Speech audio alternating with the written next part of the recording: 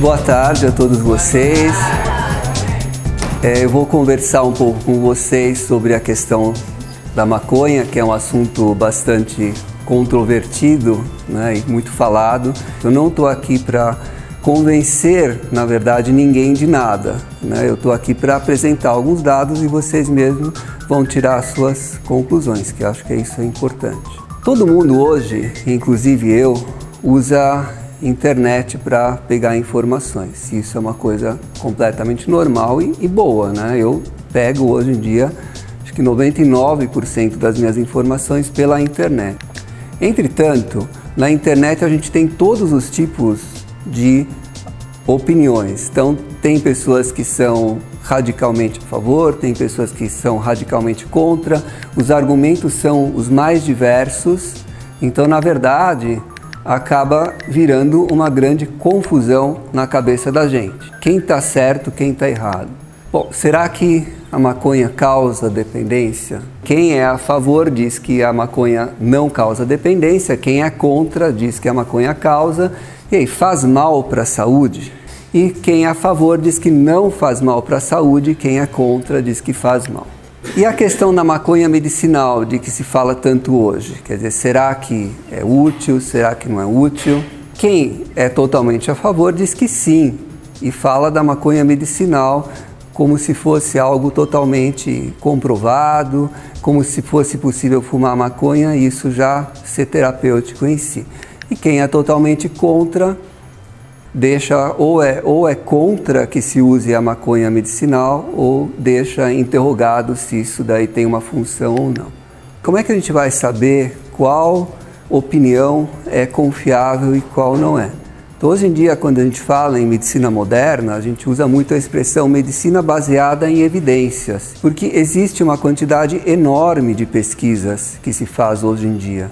Para vocês terem uma ideia, em 2013, foram publicados no Medline, que é uma base de dados a mais importante para a área de medicina, foram publicados 700 mil artigos novos somente em um ano. Então, mesmo quando você pega artigos técnicos, fica a dúvida, né? Será que está certo? Será que está errado? E os artigos médicos mesmo têm opiniões muitas vezes diferentes nas mais diversas áreas da medicina. Hoje em dia a gente requer um rigor muito grande para que a gente possa tirar conclusões. E daí, quando se faz um estudo, a gente pega apenas os estudos melhores, o que é muito diferente de você pegar opiniões aleatórias na internet. Não porque a minha experiência é essa, porque a minha experiência é aquela, porque eu conversei com 5 pessoas, ou 10, ou 20, ou 30 que fumaram maconha e tiraram aquela ou esta conclusão. Você tem que pegar aqueles estudos que seguem os melhores critérios científicos. E as pessoas que tiram as conclusões sobre os diversos assuntos, muitas vezes reúnem centenas de pesquisas, selecionam quais têm as melhores metodologias. Existem alguns critérios de quais são as boas metodologias. Então, em geral, estudos que levam em conta um grande número de pessoas são melhores do que aqueles que levam em conta um número pequeno. É lógico, quando você pega um número pequeno, você pode estar pegando um grupo que tem determinadas características e se você vai fazer o mesmo estudo num outro grupo, vai dar um resultado diferente. Então, o número de pessoas é importante. Para estudos de tratamento, por exemplo, a gente faz questão que haja aquilo que a gente chama de estudos controlados. E de preferência aquilo que a gente chama de duplo cegos. O que isso significa? Eu posso pegar uma pessoa e dar para ela um remédio. Eu não posso concluir disso que o remédio funciona, por vários motivos. Um dos motivos é o que existe um assim chamado efeito placebo. Todos nós estamos sujeitos a sermos influenciados psicologicamente, por assim dizer, por acreditar que uma determinada droga funcione. Eu mesmo tive um evento particular, né? Ou seja, não é necessário que seja com pessoas que não conhecem o assunto da medicina. Eu tive uma situação que eu estava dando um plantão numa clínica muitos anos atrás, eu estava com uma super enxaqueca e de modo geral, como as enxaquecas não costumam, dificilmente passam sozinho, tendência a piorar, ficar bastante tempo e só depois passar, então eu sempre, como é o correto, no início do quadro eu já tomo algum remédio. E aí eu pedi para o pessoal da enfermagem me preparar um comprimido, só que nesse meio tempo teve umas intercorrências, eu fui atender as intercorrências, aí tipo 1 hora depois, eu estava sem dor de cabeça, meia hora depois, e aí eu cheguei lá na enfermagem e o pessoal da própria enfermagem virou e falou assim: doutor, o senhor não vai tomar o remédio? Eu não tinha tomado o remédio e estava bem da dor de cabeça, então é bem possível que tenha sido um efeito placebo. Então, quando você fala em estudo controlado, você pega um número bom de pessoas, que isso a gente faz cálculos estatísticos para saber qual é o número bom de pessoas para determinado estudo, só que uma parte das pessoas vai receber o remédio que você está pesquisando e outra parte vai receber um placebo. Isso falando de uma forma bem grosseira, logicamente que é mais sutil. Por exemplo, as pessoas têm que assinar um termo onde elas sabem que elas eventualmente não vão receber o remédio, mas sim o placebo, para que seja tudo dentro daquilo que é ético. Ninguém pode dar hoje em dia qualquer remédio ou qualquer tipo de substância sem que a pessoa tenha ideia daquilo que possa eventualmente sentir, mas sempre se reduz ao mínimo, tá? Ao mínimo necessário essas informações para que não prejudique o resultado. Então, outra característica que para os estudos de tratamento é importante é que nem a pessoa que está usando a droga saiba, usando a substância, usando a medicação saiba que ela está tomando alguma coisa ou não, mas a pessoa que administra também a substância não saiba, porque o fato de eu saber e administrar pode também influenciar psicologicamente a pessoa que recebe. Então, só para dar um exemplo do grau de rigor que hoje em dia se exige para que você possa dar uma opinião sobre determinado tratamento.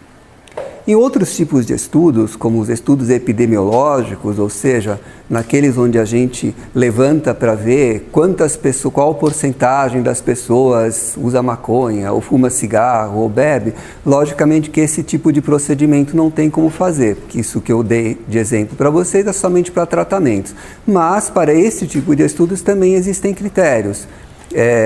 Quantidade de pessoas que você vai entrevistar, como é que você distribui essas entrevistas, ou seja, se eu fizer uma entrevista só aqui, mesmo que tivesse 200, 600 pessoas, eu estou fazendo com um grupo específico, com uma idade específica, com características sociodemográficas específicas. Então, quando você faz um estudo epidemiológico, você tem que pegar uma quantidade grande de pessoas e procurar pegar de vários pontos diferentes do país ou do estado, da cidade. Para fazer um resumo, tá? Qual é a função da medicina baseada em evidências?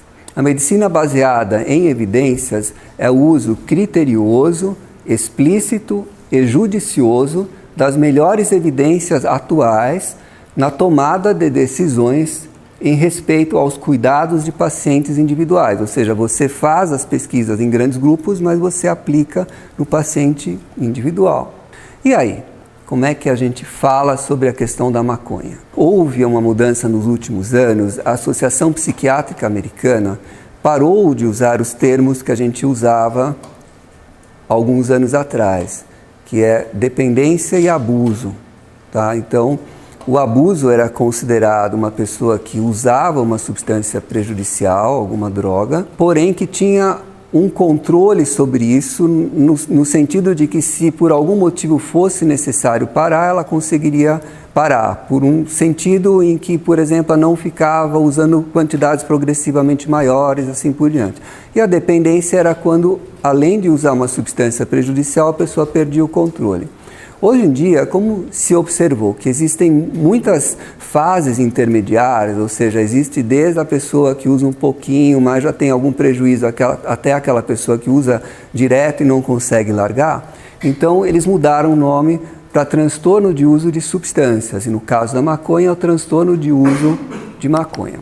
Ok, o que é o transtorno de uso de maconha? Ou seja, quando é que você diz que uma pessoa tem um transtorno de uso de maconha? No decorrer de um ano que ela tenha tido ao mesmo tempo pelo menos 2 dos sintomas que eu vou dizer para vocês. É uma lista grande. Se uma pessoa tiver um deles, você não considera que ela tem um transtorno de uso. Se ela tiver pelo menos 2, então sim. Então quais são?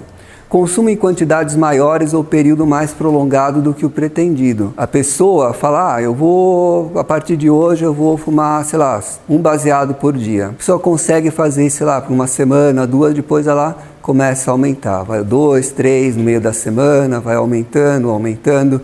Então a pessoa usa quantidades progressivamente maiores ou por período mais prolongado. Então, não, eu vou ficar, sei lá, vou fumar só as 2 horas finais do dia. E o cara se propõe a fazer isso, no entanto, ele começa a fumar durante períodos mais prolongados de várias horas. Outro critério é da pessoa tentar várias vezes parar de usar ou controlar o uso. Então é muito frequente em consultório, a pessoa decide por um motivo qualquer que vai parar. Para durante um tempo, volta. Então assim, ela quer parar, mas ela acaba voltando de novo. Isso é importante, às vezes a pessoa sente que ela não consegue parar, outras vezes não. Por isso que o critério é de tentativas e não se a pessoa sente só. Consumo de tempo em função da maconha, ou seja, a pessoa ela falta no trabalho porque ela está fumando, ela deixa de encontrar a namorada porque a namorada não gosta, mas ele está fumando, ele decide, por exemplo, que ele vai estudar, mas ao invés de estudar ele fica fumando, então consome tempo grande. Também um critério nessa linha também é se a pessoa consome muito tempo, por exemplo, para comprar, para adquirir, né? Então a pessoa vai atrás, não encontra aqui, não encontra lá, vai até conseguir, consome muito tempo nisso. Ou consome, fica muito tempo sob o efeito. Então a pessoa fumou e aí fica muito tempo com barato, alterada, e isso vai influenciar negativamente. É sempre importante levar em conta que por que a gente fala em transtorno? Porque a gente quer saber se está tendo alguma influência negativa, né? É lógico que se o consumo é muito raro de qualquer droga, o prejuízo é nulo ou pequeno, né? A questão é estabelecer quando que é raro, quando que é frequente. Outro critério é o uso repetido de maconha resultando em insucesso no trabalho, na escola ou em casa. O exemplo mais próximo de vocês talvez seja que pessoas que usam maconha e aí ficam com dificuldade de estudar para uma prova e acabam indo mal. Isso é bastante frequente em gente que nos procura no consultório. A pessoa sabe que fica mais difícil dela estudar, que as coisas ficam mais difíceis de gravar quando ela fumou. Apesar disso, ela fuma e isso acaba interferindo de forma negativa. A continuação do uso, apesar de problemas sociais ou interpessoais causados pela droga. Então ela está, por exemplo, alterada porque ela fumou, ela sabe que algumas pessoas não querem conviver com ela quando está assim, mesmo assim continua fumando, e eu já vi casos, né, não é frequente, mas já vi casos de mulher que se divorciou do marido em função de ele estar sob o efeito de maconha com uma certa frequência. Da mesma forma, importantes atividades sociais, ocupacionais ou recreativas são abandonadas em função do uso. Então, como existe vários tipos de transtorno, inclusive transtornos relacionados ao uso excessivo de internet, impulso sexual excessivo, a pessoa acaba deixando de lado uma série de atividades, né, para que ela consuma a droga. Então fica mais isolada, fica mais fumando. Não, porque antigamente eu saía com meus amigos bastante, mas os meus amigos não fumam, então eu prefiro ficar fumando no quarto ou em qualquer lugar a sair com meus amigos. Uso recorrente em situações que envolvem perigo. Hoje em dia, uma das coisas comprovadas é que dirigir sob o efeito do uso da maconha é algo que traz um perigo em termos de risco de acidentes. Isso é uma das coisas que está bem comprovada com estudos rigorosos. A continuação do uso da maconha apesar de problemas físicos e psicológicos. Por exemplo, pessoas que percebem que a memória delas piora quando elas usam, mas continuam usando. Outro aspecto bastante comprovado é que a maconha pode causar problemas inflamatórios, piorar quadros de bronquite. Então a pessoa piora, fica mal em função do uso, né? E apesar disso ela continua usando. É interessante que é importante para a gente pensar nesse diagnóstico de que a pessoa tenha consciência de que aquilo faz mal e apesar disso continue usando. Se ela não tem, então ela acha não é qualquer outro motivo e não teria por que parar. Mas a partir do momento que a própria pessoa sabe que é aquilo que está causando o problema e mesmo assim ela continua usando, é um critério importante para a gente. Sintomas de abstinência ou necessidade de usar para evitá-los. Quais são os sintomas que... Tem gente que para de fumar maconha e não sente nada, não é todo mundo que vai ter abstinência. Aliás, em nenhuma droga todo mundo tem. Quando acontece, quais são possíveis sintomas de abstinência de maconha? A pessoa fumava bastante e de repente ela diminui a quantidade ou ela para.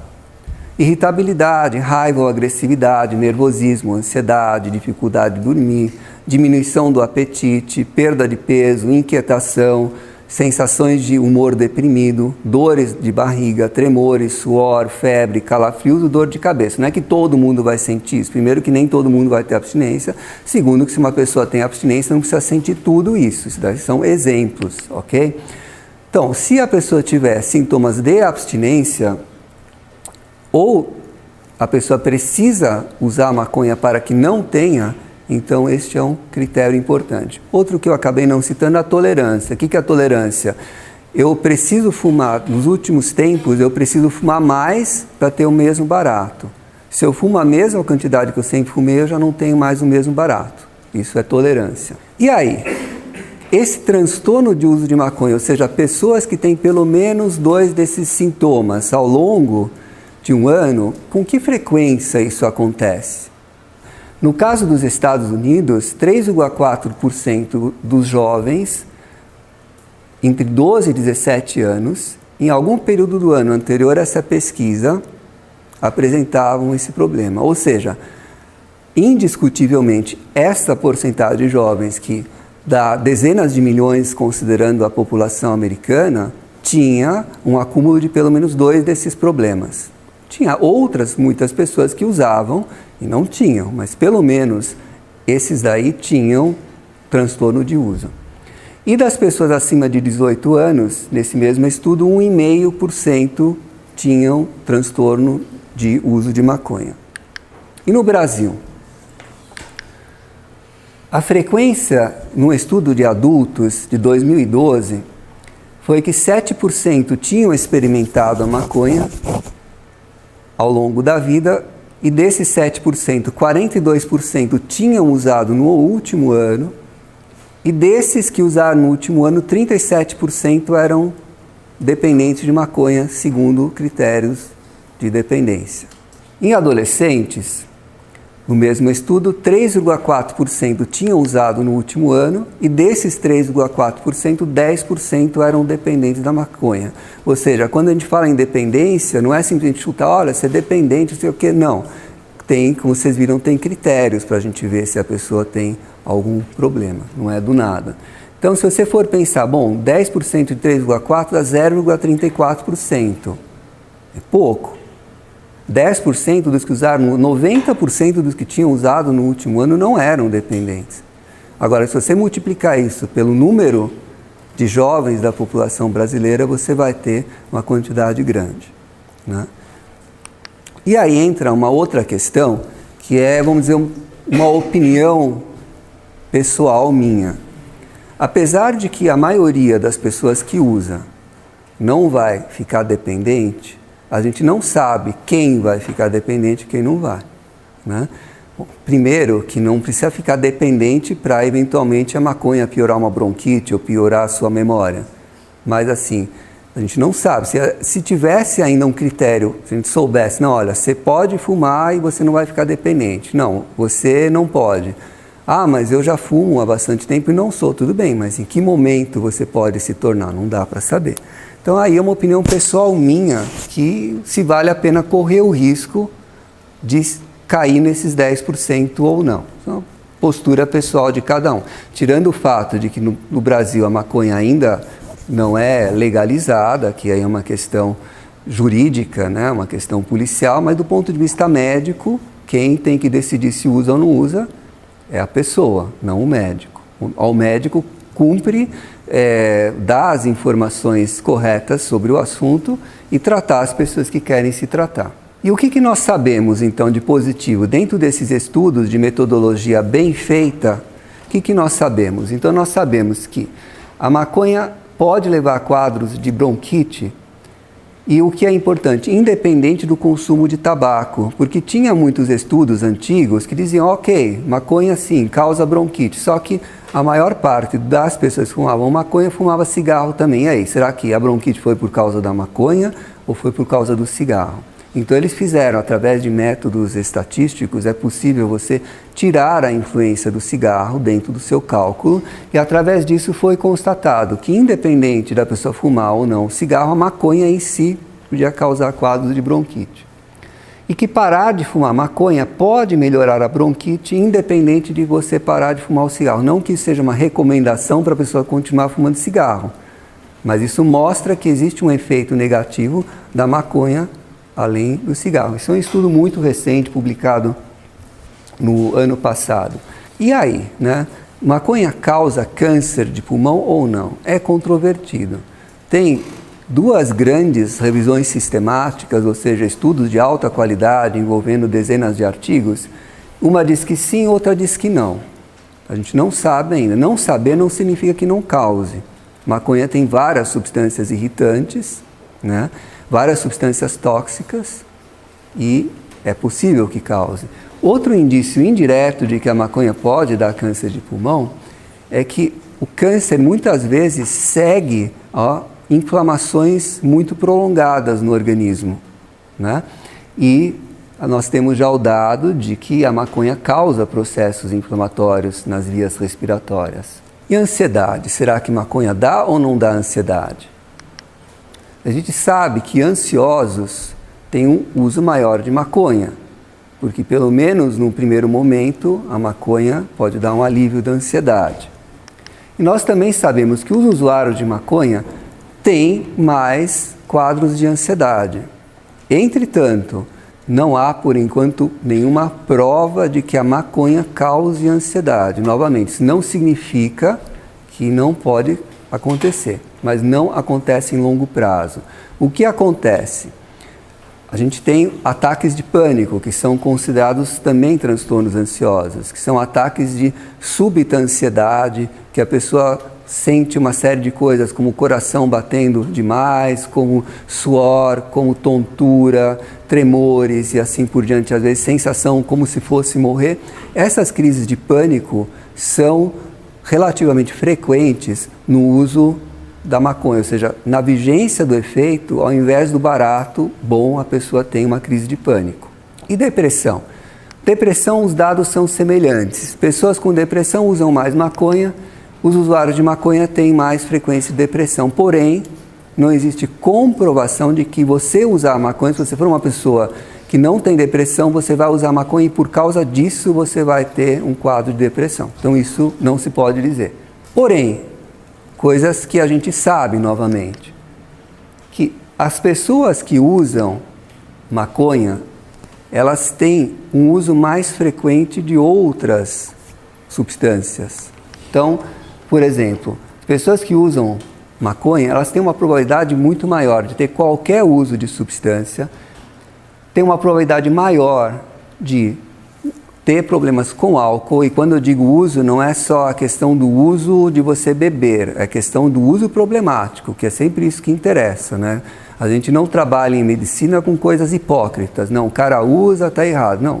Vamos ver se ele tem problemas por causa do uso. Então eu estou falando sempre do uso problemático. E de cigarro também, dependência de nicotina é muito mais frequente. A gente sabe, isso já é bastante comprovado, que apesar de que o uso leve de maconha, bem leve, parece que não produz efeitos irreversíveis em longo prazo, ou seja, possivelmente se a pessoa usa pouquinho e para de usar, aqueles efeitos cognitivos revertem, a gente sabe que em curto prazo existe um comprometimento na memória.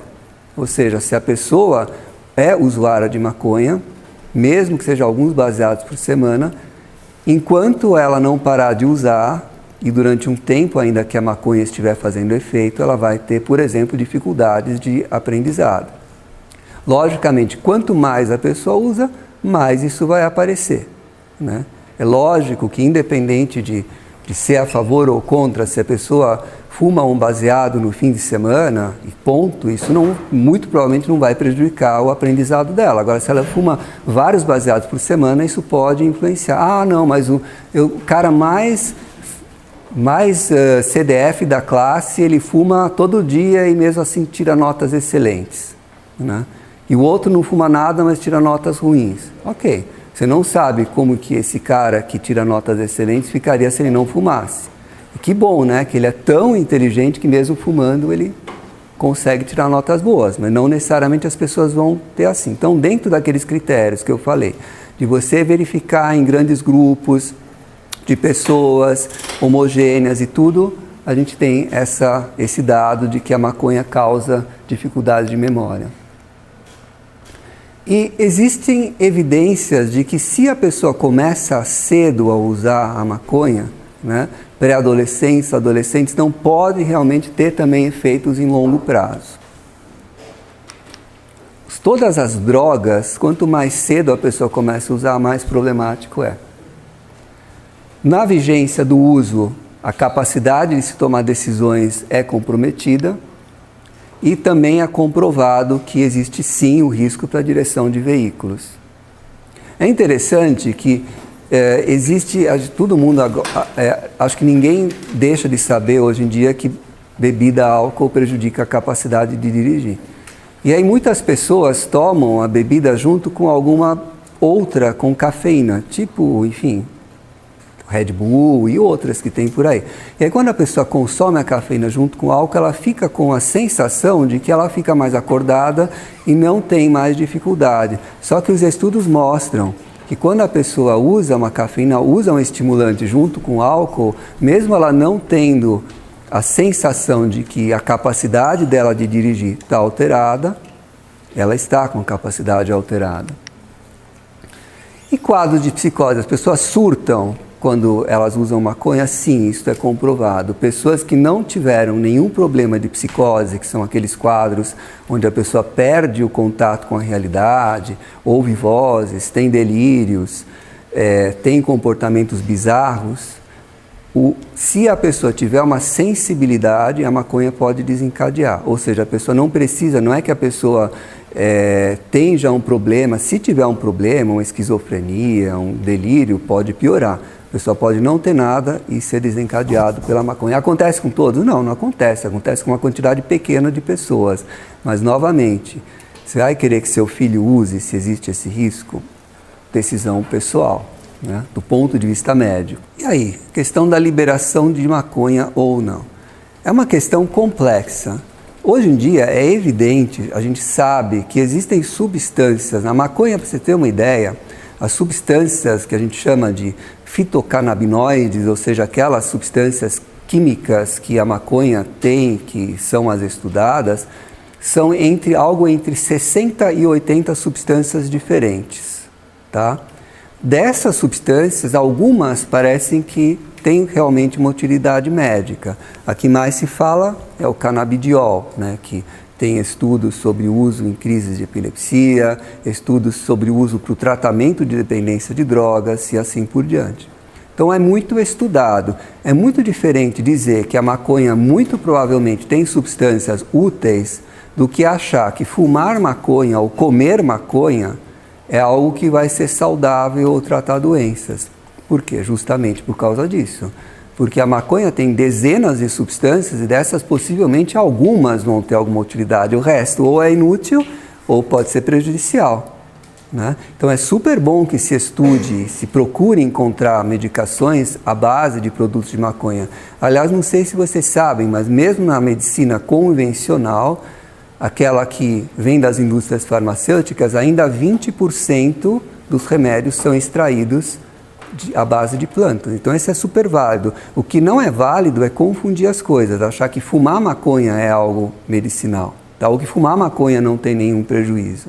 Mas o estudo é importante que continue. Por enquanto é interessante que mesmo esses efeitos que são demonstradamente úteis, por exemplo, canabidiol para alguns tipos de epilepsia, não são efeitos que sejam exclusivos das substâncias derivadas da maconha. Para todos esses tipos de problemas para os quais você usa substâncias derivadas da maconha, existem remédios iguais ou melhores. Então não existe nada, oh meu Deus, então que legal que tem uma substância encontrada na maconha que é melhor do que todos os remédios existentes. Não, e nem que tenha menos efeitos colaterais.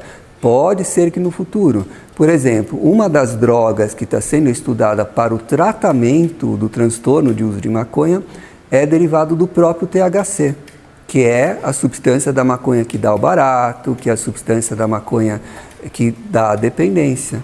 Não é o THC que está dentro da maconha que causa isso que você vai usar, mas sim substâncias que são isoladas e que podem funcionar. Então, realmente, a maconha promete, tá? Acho que hoje em dia, eu até não falava isso nos anos anteriores, mas hoje em dia a gente sabe, hoje em dia, que realmente promete, parece que tem várias substâncias potencialmente úteis. Acontece que da mesma forma, como no caso das pessoas que estão totalmente contra, geralmente isso, ser contra ou a favor, envolve muito mais aspectos políticos e ideológicos do que dados científicos, né? Então são aquelas pessoas que têm uma ideia moralizante da maconha, então não Deus me livre, e aquelas pessoas que, como eu disse, acham que fumar maconha faz bem e é medicinal. E aí tem questão da liberação, da liberdade individual. Como é que pode proibir? Se eu não estou prejudicando ninguém, se eu estou fumando minha maconha quietinho, não estou prejudicando, por que eu não tenho o direito de fumar? Isso é uma questão política, isso é uma questão médica. É diferente você defender o seu direito de fumar do que você dizer que faz bem. Então a gente tem que separar as coisas. Tem todo o direito de você falar, não, eu devo ter o direito de fumar, ok, mas não é uma questão médica. Aspectos políticos que são importantes, no caso de liberar ou não a maconha, são argumentações que existem que são bastante válidas. Ou seja, a gente sabe que por mais que se tenha gasto dinheiro no combate ao tráfico e ao uso de drogas, a gente tem um uso para muitas substâncias crescente. Por que eu digo para muitas substâncias? Porque existem, por exemplo, algumas situações em que se mantém estável. Agora, e outras até que diminuem. Mas a gente sabe que não tem tido aparentemente muita eficácia essa política. Então os governos gastam centenas de bilhões de dólares nesse combate e a gente não teve nessas últimas décadas o efeito esperado. Ok? Então será que compensaria liberar, colocar impostos, como tem, por exemplo, no cigarro, na bebida, e ao invés de usar esse dinheiro em polícia, em cadeias, etc., investir esse mesmo dinheiro para tratar aquelas pessoas que tiverem problemas. Como eu disse, nem todo mundo vai ter problemas graves em função de usar uma droga. Então, que tal? Vamos usar o dinheiro para aquelas pessoas que vão ter problemas graves? Essa é uma das argumentações políticas que faz sentido. Então a questão é, vamos tentar controlar o uso prejudicial centrado no distribuidor, né, que é o que se faz habitualmente, ou vamos controlar no consumidor, ou seja, a gente vai tentar ajudar aquelas pessoas que têm problemas. Porém, quando se libera o uso de uma droga, a tendência é haver um aumento do consumo. Que efeito que isso tem? Né? Então a gente sabe que, por exemplo, na Holanda, onde foi liberado, existe uma grande questão. Será que isso trouxe benefícios ou será que isso trouxe efeitos negativos? Então, por exemplo, pessoas que não poderiam fumar em seus próprios países vão lá e aumentam o número de pessoas que fumam lá.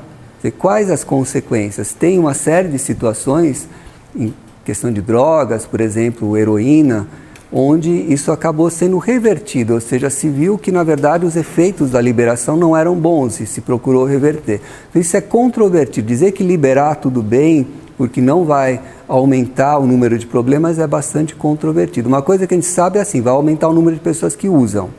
Aparentemente, o número de dependentes graves não aumenta quando você libera. Mas, como eu disse, você não precisa ser um dependente grave para ter algum problema. Como eu falei, a questão da liberdade individual é um aspecto político importante. E aí tem aquilo que eu chamo de aspectos contraculturais, que é aquela coisa da década de 60, de movimento hippie. Não, tudo que é industrializado é ruim, tudo que é natural é bom.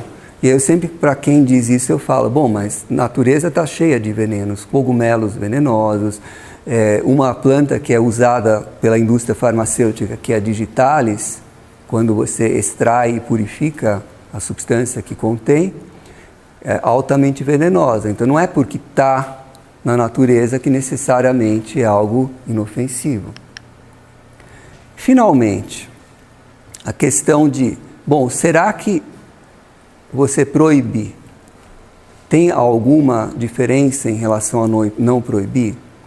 Nos Estados Unidos, no começo na verdade na segunda década do século XX, houve aquilo que em português a gente chama de lei seca e os americanos chamam de prohibition, onde havia uma série de restrições contra o álcool, né?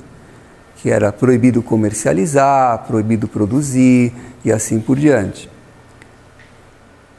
E aí, isso teve algum resultado?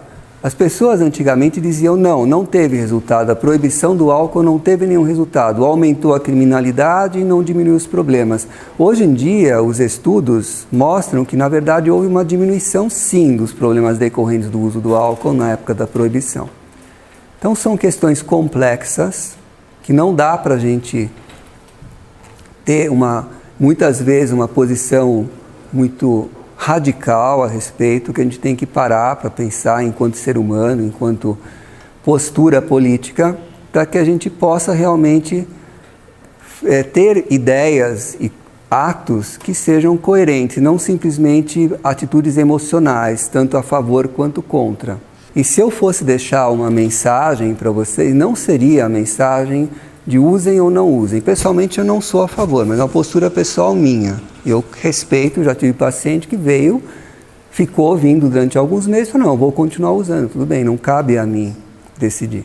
Então não é isso que eu quero. Eu gostaria que, se uma ou outra pessoa, pelo menos, passasse a ter o hábito de confrontar ideias diferentes, de não tomar posturas por questões ideológicas e afetivas. Não, sou contra isso, sou a favor daquilo. Em todas as situações da vida, situações políticas, tentar ver os argumentos que tem a favor e contra. Porque eu acho que se cada um de nós estudar aquilo que é sério sobre qualquer assunto, que seja política, sociologia, medicina, e a gente procurar ver aquilo, opiniões sérias, estudos sérios, tanto a favor quanto contra de qualquer coisa, eu acho que a gente vai ter a capacidade de tirar conclusões válidas, tá?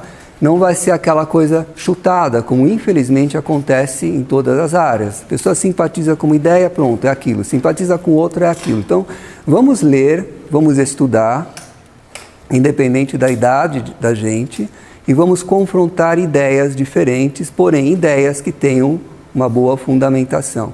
Daí que eu procurei apresentar para vocês aspectos neutros, como coisas não comprovadas, aspectos favoráveis, como a possibilidade de desenvolver remédios a partir da maconha, e aspectos também desfavoráveis, como algumas coisas negativas que a gente sabe a respeito, para que vocês pensem sobre isso e que de repente apliquem essa coisa de pensar sobre opiniões diferentes em outros aspectos da sua vida. Se alguém quiser ter mais informações sobre drogas e tudo, eu tenho um site que é www, meu nome completo, que é Ivan Mário Brown, tem onde fazer perguntas. E se vocês tiverem curiosidade, eu tenho uma coleção no Google, tipo um blog, né, onde eu publico semanalmente coisas que eu acho interessantes na área de psiquiatria. Inclusive, ultimamente eu venho escrevendo sobre maconha. Tem bastante gente, tem 4.000 seguidores, já tem tido uma boa aceitação. Então, e também dentro dessa coleção que chama Psiquiatria, que é esse link aí, é possível fazer perguntas e discutir. É tipo um Facebook, só que do Google, né? Então você pode escrever sua opinião, eu respondo, e acaba sendo uma troca interessante de ideias, né? Então também, se alguém quiser me seguir lá, também a gente pode continuar conversando de forma aberta e vocês colocarem suas experiências pessoais.